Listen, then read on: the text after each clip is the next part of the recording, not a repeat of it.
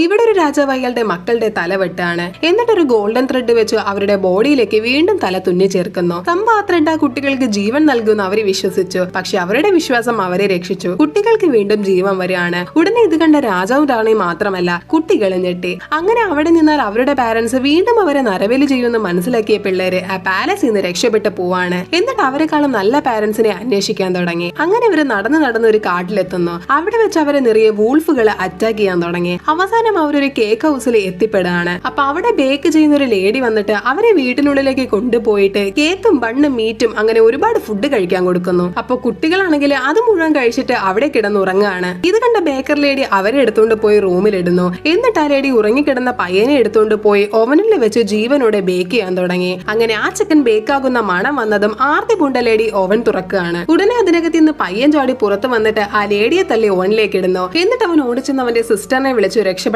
നോക്കുന്നു. അപ്പോഴേക്കും അവിടേക്ക് ബേക്കർ ലേഡി വന്നിട്ട് അവരെ കത്തി വെച്ച് കട്ട് ചെയ്യാൻ നോക്കുന്നു. ആ സമയത്ത് റൂമിൽ ഒളിച്ച പയ്യനെ അവർ കണ്ടുപിടിക്കുന്നു. അപ്പൊ ആ പെൺകുട്ടി അവളുടെ ഷൂ ഊരി ആ ലേഡിയുടെ മണ്ടക്കെറിഞ്ഞതും അവരൊരു ഗ്ലാസ്സിൽ കൂടി ഉരുണ്ടുരുണ്ട് ജനൽ വഴി പുറത്തേക്ക് വീണ് മരിക്കുന്നു. അങ്ങനെ ഇവിടെ നിന്ന് രക്ഷപ്പെട്ട കുട്ടികളെ വീണ്ടും നല്ല പാരന്റ്സിന് വേണ്ടിയുള്ള അന്വേഷണം തുടർന്നു.